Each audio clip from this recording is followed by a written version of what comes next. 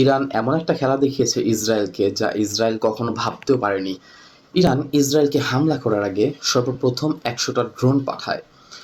ড্রোনগুলো যখন ইসরায়েলে গিয়ে পৌঁছায় তখন ইসরায়েলের এয়ার ডিফেন্স সিস্টেম, আয়রন ডোম সেগুলোকে প্রতিহত করে। বিভিন্ন জায়গা থেকে মিসাইল ধারা সেই ১০০টা ড্রোনকে প্রতিহত করা হয়, মানে আকাশ থেকেই সেগুলোকে ফুটিয়ে ফেলা হয়, সেগুলোকে ধ্বংস করা হয়। তারপর ইরান টোটাল একটা হিসাব নিকাশ করে যে ইসরায়েল কোথায় কোথায় তাদের মিসাইল সিস্টেম স্থাপন করেছে, যেই যেই এলাকাতে তাদের মিসাইল সিস্টেম স্থাপন করেছে ইসরায়েল, ইরান পরবর্তীতে সেই জায়গাগুলোর মধ্যে ক্ষেপণাস্ত্র হামলা চালায়। কারণ ইরান আসলে এক্স্যাক্টলি জানতো না যে ইসরায়েল কোথায় কোথায় ক্ষেপণাস্ত্র, কোথায় কোথায় আয়রন ডোম এবং কোথায় কোথায় এয়ার ডিফেন্স সিস্টেম তারা বসিয়েছে। ইরান এটা জানার জন্য সর্বপ্রথম চালাকি করে ১০০টা ড্রোন পাঠায়। ১০০টা ড্রোন যখন ইসরায়েল ভূপাতিত করে তখনই ইরান মূল হামলাটা চালায়।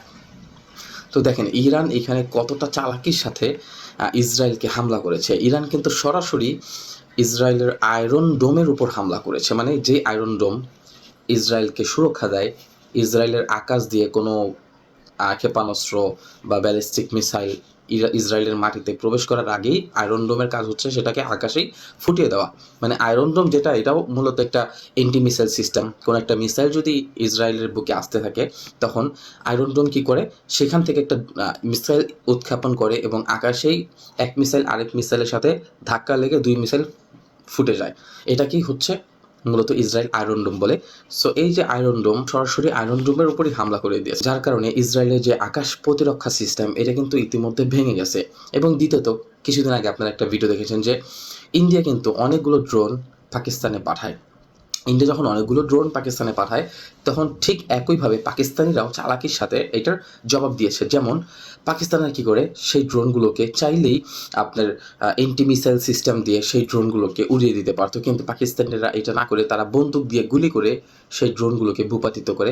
মানে পাকিস্তানিরা মিসাইল উৎক্ষেপণ করেনি ড্রোনগুলোকে ভূপাতিত করার জন্য, কারণ পাকিস্তানিরা জানতো যে আমরা যদি মিসাইল ছুড়ি ড্রোনকে ধ্বংস করার জন্য তাহলে ইন্ডিয়ারা একটা টার্গেট করে ফেলবে যে আমাদের মিসাইল সিস্টেম পাকিস্তানের এই এই জেলায় এই এলাকায় অবস্থিত, যার কারণে পরবর্তী ইন্ডিয়া সরাসরি মিসাইল সিস্টেমের উপরে হামলা করতে পারে। এতে করে পাকিস্তান খুব দ্রুতই দুর্বল হয়ে যেতে পারে, যার কারণে বিশেষ করে যে সমস্ত দেশগুলো সবসময় যুদ্ধের জন্য প্রস্তুত থাকে তারা কী করে, তারা সরাসরি আর ছোটোখাটো যখন কোনো মিসাইল তাদের দেশে আসতে থাকে তখন তারা এন্টি মিসাইল সিস্টেমটা ব্যবহার করতে চায় না, তখন তারা বন্দুক বা ছোটো ছোটো রাইফেল ব্যবহার করে থাকে, স্নাইপিং রাইফেল ব্যবহার করে থাকে, বিশেষ করে এই ধরনের ড্রোনগুলোকে প্রতিহত করার জন্য। কিন্তু এক্ষেত্রে ইসরায়েল একটা বড় ভুল করেছে।